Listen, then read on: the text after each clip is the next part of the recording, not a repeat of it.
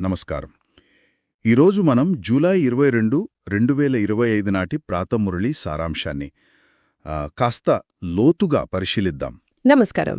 ఇందులో ఆధ్యాత్మికంగా ఎదగడానికి చాలా కీలకమైన పవిత్రత, యోగశక్తి ఇంకా జ్ఞానం వీటి మధ్య సంబంధం దానిపై దృష్టి పెట్టాడు కదా. అవును, ముఖ్యంగా వ్యక్తిగతంగా మనం మారడానికి ఆ పవిత్రత పాత్ర ఎంత ఉంది అనే దానిపై ఈ మూలం బాగా ఫోకస్ చేస్తోంది. ఇది చెప్పేదేమిటంటే, చూడండి, ఆధ్యాత్మికంగా ఎదగడమంటే ఏదో జ్ఞానం వింటే సరిపోదు. అంతకంటే ముఖ్యంగా పవిత్రత పాటించాలి, యోగంలో ఉండాలి. ఇవి రెండూ సాధనలు. ఆచరణ ముఖ్యమంటున్నారు. ఆచరణ ముఖ్యం. అలాగే మన పాత కర్మల భారముంటుంది కదా, ఆ బరువును ఎలా దించుకోవాలి అనేదానిక్కూడా స్పష్టమైన గైడెన్స్ ఉందిందులో. ఆసక్తికరంగా ఉంది. మరి మొదటగా ఈ మొత్తం చదువుకే పునాది పవిత్రత అంటున్నారు కదా, ఎలా అర్థం చేసుకోవాలి?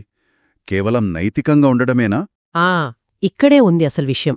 పవిత్రత అంటే మంచి నడవడికే కాదు, అది దానికంటే ఎక్కువ. ఈ మూలం ప్రకారం చూడండి, మనం ఎంత పవిత్రంగా ఉంటే మన యోగం అంటే ఆ స్మృతి అంత పవర్ఫుల్గా ఉంటుంది, శక్తివంతంగా మారుతుంది. ఓ, రెండిటికీ ఇంటుందన్నమాట. అంతే కాదు, ఆ శక్తి వల్ల మనం చెప్పే మాటల్లో కూడా బలమొస్తుంది. ఓకే. మనం జ్ఞానం చెప్పినా పవిత్రత లేకపోతే అది అవతలి వాళ్ల బుద్ధికి సరిగ్గా చేరదు. మురళీలో అన్నట్లు బాణం లక్ష్యాన్ని చేరదు. బాణం గురి తప్పినట్లు అనమాట. పవిత్రత యోగానికి, జ్ఞానం పంచడానికి రెండిటికీ పవర్ ఇస్తుంది. కరెక్ట్. మరి ఈ జన్మజన్మలుగా పేరుకుపోయిన పాపాలు, అలాగే ఈ జన్మలో చేసే పొరపాట్లు వికర్మలు. అవును, వికర్మలు. వాటి భారం ఉంటుందన్నారు కదా, మరి వాటిని ఎలా తొలగించుకోవాలి? కేవలం జ్ఞానం వింటే లేదా చెప్తే పోతాయా? ఇది చాలా చాలా ముఖ్యమైన పాయింట్. ఈ మూలం నొక్కి చెప్పేది ఇదే. వికర్మలు మన నెగటివ్ కర్మలు. అవి కేవలం జ్ఞానం వినడం వల్లనో లేక మనం ఇతరులకు చెప్పడం వల్లనో అస్సలు పోవు. వాటిని కాల్చేయగల భస్మం చేయగల ఒకే ఒక మార్గం, అది తండ్రి స్మృతి, యోగం. కేవలం యోగం ద్వారానేనా? అంతే. స్మృతి ద్వారానే వికర్మలు వినాశనమవుతాయి అని స్పష్టంగా ఉంది. యోగం తప్పనిసరి. జ్ఞానం దారి చూపిస్తుంది, యోగం ఆ భారాన్ని తీసేస్తుంది. ఇక్కడే నన్ను కొంచెం ఆశ్చర్యపరిచిన విషయం ఒకటుంది. అదేంటంటే, భగవంతుడికి అన్నీ తెలుసు, జానీ జాననాహార్ అంటాం కదా. అవును. అది కూడా ఒక రకంగా అంధవిశ్వాసమే అని చెప్పటం కొంచెం నిజమే. ఎవరు ఏ కర్మ చేస్తే ఆ ఫలితం వాళ్లే అనుభవిస్తారు. డ్రామా ప్రకారం అది జరిగిపోతుంది. అంతేకాని అన్నీ ఆయనకే తెలుసు, ఆయనే చేస్తాడు అనుకోవడం సరికాదు. ఆయన కేవలం సాక్షి అంటున్నారు. ఓ, బాధ్యత మనదే అనమాట. అక్షరాల. మన స్మృతి చాట్ ఎలా ఉంది, ఎంత చేస్తున్నామనేది కూడా మనకు మనమే చూసుకోవాలి. బాబాకు తెలుస్తుందిలే అని అనుకోవద్దని. సెల్ఫ్ చెకింగ్ చాలా ముఖ్యం. అలాగే భగవంతుడు ఎలా వింటారు, ఎలా మాట్లాడతారు అని డౌట్ పడటం కూడా అంధవిశ్వాసమే అంటున్నారు. అవును, అది ఆత్మిక అనుభూతికి సంబంధించిన విషయం కదా, తర్కానికి అతీతమైనది, అనుభవంతో తెలుసుకోవాలి.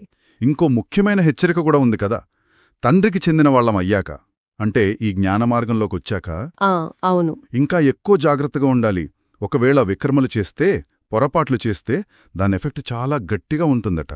అవును, ఉన్నత పదవి, ఆ ఆశ కూడా వదులుకోవాల్సొస్తుందని. అంత సీరియసా? ముఖ్యంగా తోటి బీకేలను, బ్రహ్మకుమారీ కుమారులను నిందించినా, కష్టపెట్టినా అది మహాపాపం అన్నారు. ఇది చాలా కఠినమైన హెచ్చరిక. సద్గురువుకు నింద తెచ్చితే ఉన్నత పదం దక్కదు అనే సూత్రం లాంటిదిది. ఈ దారిలోకొచ్చాక బాధ్యత ఎక్కువ. శ్రీమతం ఆ దైవ నిర్దేశం ప్రకారం నడవడం చాలా చాలా అవసరం. లేదంటే ఆధ్యాత్మికంగా పెద్ద నష్టం జరుగుతుంది. అలాగే సేవ గురించి కూడా చెప్పారు. సేవ చేయాలనే ఆసక్తి, ఉత్సాహం ఉండొచ్చు, కానీ యోగం లేకపోతే ప్రయోజనముండదు. ప్రయోజనం శూన్యమంటున్నారు.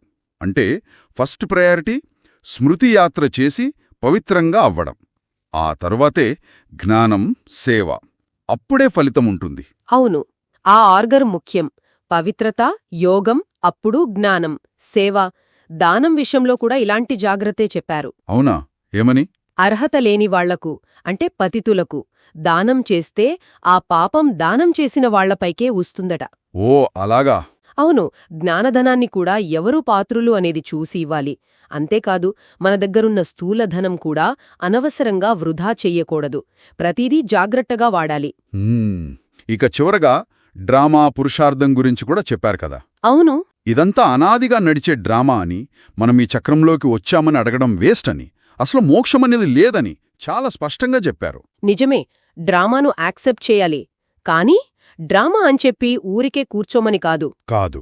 పవిత్రంగా మారడానికి, స్మృతిలో స్థిరంగా ఉండటానికి పూర్తి ప్రయత్నం, అంటే పురుషార్థం చెయ్యాలి. అప్పుడే ఉన్నత పదవి.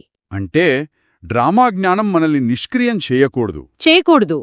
అది మనకు నిలకడివ్వాలి, ధైర్యమివ్వాలి. కాని పురుషార్థం ఆపకూడదు. ఆ రెండిటి మధ్య బ్యాలెన్స్, అదే కీలకం. అర్థమైంది. కాబట్టి మొత్తంగా ఈ విశ్లేషణ సారాంశం చూస్తే ఆధ్యాత్మిక ప్రయాణంలో పవిత్రత, అదే ఫౌండేషన్. అవును. అది లేకపోతే యోగంలో బలం ఉండదు, జ్ఞానం ఇతరులకు చేరదు, సేవ ఫలించదు. కాబట్టి స్వీయ బాధ్యతతో, ముఖ్యంగా తండ్రి స్మృతి ద్వారా ఆ పవిత్రతను సాధించడం పైనే మన దృష్టి ఉండాలి. సరిగ్గా చెప్పారు. ఇక ముగింపుగా ఈ మురళి చివర్లో ఒక మంచి వరముంది. దాని గురించి ఆలోచిస్తే బావుంటుంది. ఏమిటది?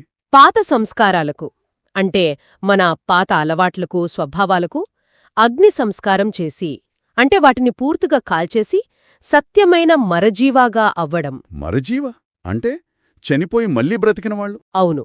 పాత నేనుకి చనిపోయి కొత్త నేనుగా జీవించడం.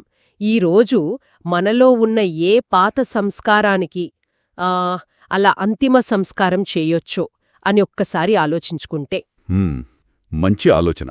అది కదా అసలైన మార్పుకు తొలి అడుగు. తప్పకుండా.